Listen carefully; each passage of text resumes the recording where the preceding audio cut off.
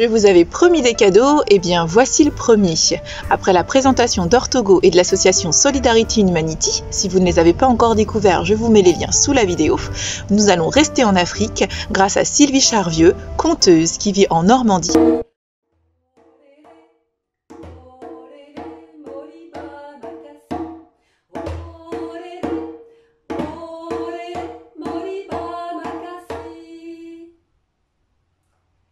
Je m'appelle Sylvie Charvieux, je raconte dans plusieurs associations, je raconte dans l'atelier Pluie de Contes à Bosc-le-Hard, dans l'association Écric et Crac Contes et Rencontres à Houppeville, et puis l'association Les Contes de Mampa à Claire, donc en Seine-Maritime, et je raconte pour le plaisir de raconter pour tous les âges, les tout petites crèches, les enfants, les adultes, les seniors. Et aujourd'hui, j'ai choisi de vous raconter Poco et la rivière aux crocodiles, qui est paru dans une petite édition qui s'appelle Lire c'est partir et qui a été écrite par Mustapha Dao. Alors, je la fais à ma mode, ce n'est pas le texte exact de Mustapha Dao.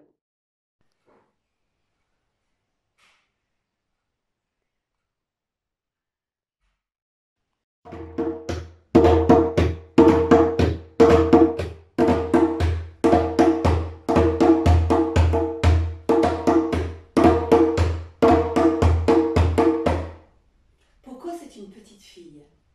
Poco, elle habite dans un village en Afrique. Mais Poco, elle n'a pas de famille. Elle n'a pas de parents, pas de frères, pas de sœurs. Alors, le chef du village l'a confiée à une femme, sa belle-mère. Mais cette femme la déteste. Elle la fait travailler toute la journée. Nourrir les animaux, balayer la case, aller chercher de l'eau, faire à manger, piler le mil. Poco, c'est une toute petite fille. Et Poco, elle aimerait bien qu'on l'aime. Un jour, sa belle-mère l'appelle et elle lui tend un pilon. Un pilon, imaginez, c'est un grand bâton qui sert à écraser le mil pour en faire ensuite de la bouillie ou des galettes. La belle-mère dit à Poco, tu vas aller au Mouhoun pour laver ce pilon. Le Mouhoun, c'est la rivière aux crocodiles. Et tous les animaux d'Afrique viennent y boire. Les éléphants, les rhinocéros, les girafes, les hippopotames, les lions.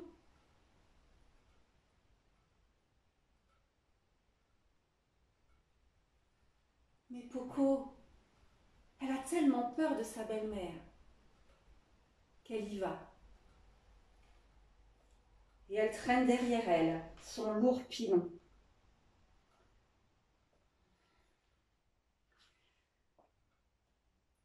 Bientôt, elle arrive dans la forêt. Là, il y a des tas d'animaux, des tas de bruits qu'elle ne connaît pas. Elle tremble de peur. Mais soudain, c'est Véogonaba, le lion.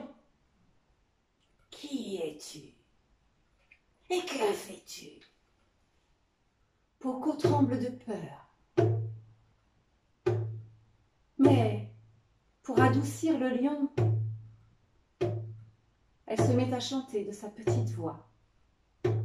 Poco est mon nom, je n'ai pas de mère, je vais au Mouhoun pour laver ce pilon que ma belle-mère m'a donné. Mais j'ai très peur, Alors va, enfant sans mère, va au Mouhoun et je veillerai à ce que tu ne sois pas dérangé. Poco continue son chemin, entraînant toujours derrière elle son lourd pilon. Et bientôt elle arrive au Mouhoun. Elle pose son pilon au bord de la rivière. Mais à ce moment-là, c'est Nikba, un affreux et vieux crocodile. Qui es-tu? Et que fais-tu? Poco tremble de peur.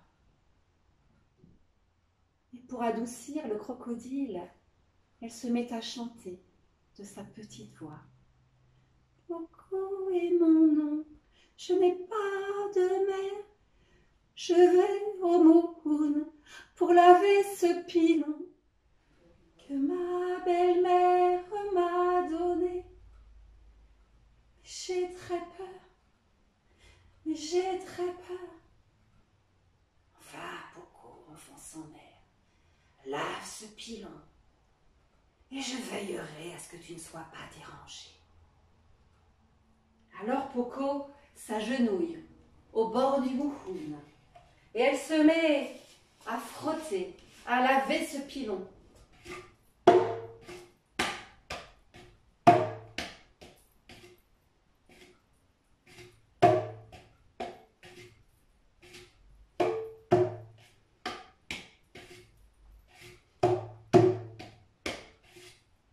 Elle frotte, elle frotte, elle frotte. Elle frotte, elle frotte, elle frotte. Elle frotte, elle frotte, elle frotte le pilon.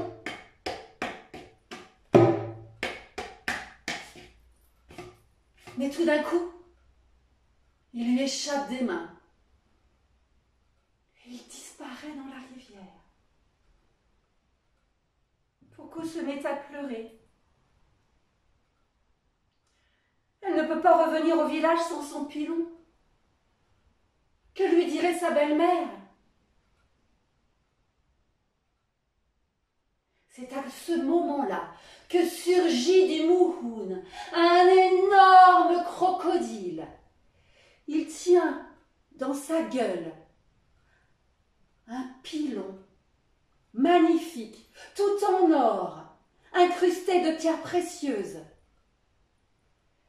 Il pose le pilon au pied de Poco et il lui dit « Ce pilon est pour toi, Poco, enfant sans mère. Emmène-le au village et montre-le à tout le monde, que tout le monde sache que Poco, l'enfant sans mère, peut venir au Mouhoun et que le puissant roi du Mouhoun est son ami. »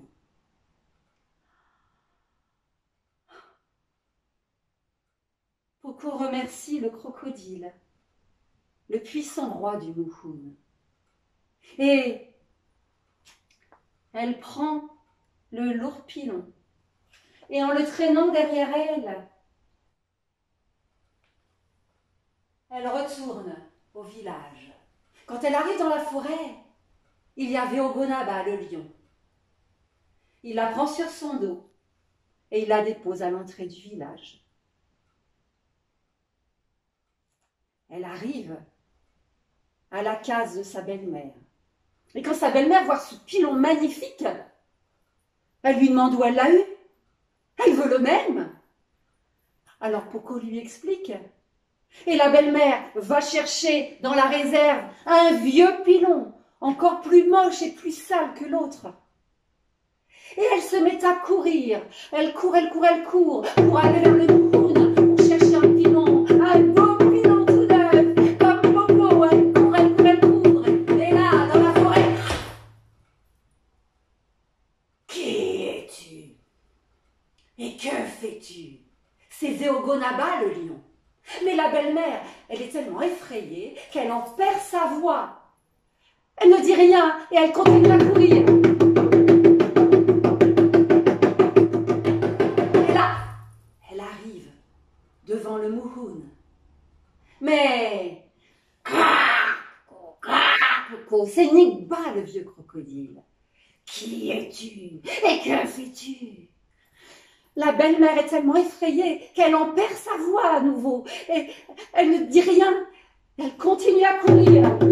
Elle court le long du Mouhoun. Elle court le plus vite qu'elle peut. Elle court, elle court, elle court. viennent l'encercler. Il y a les éléphants, il y a les lions, il y a les girafes, il y a les gazelles, il y a les zèbres, les hippopotames, les rhinocéros. Et tout le monde se met à chanter. Poco, l'enfant sans mère, peut venir laver son pilon dans le Mouhoun, car le puissant roi du Mouhoun est son ami.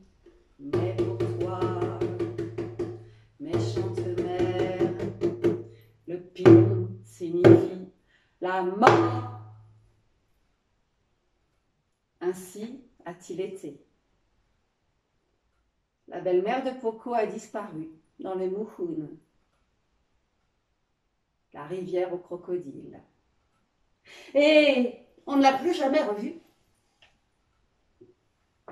Poco, la douce et gentille Poco, a retrouvé une famille aimante. Un tonton, une tata, des cousins, des cousines. Et elle a grandi heureuse dans son village. Oh lélé, moliba makasi. Oh lélé, moliba makasi. Bokanaye, bokanaye, boka boka kasaye. Bokanaye, bokanaye, boka boka kasaye. Et mon histoire est finie.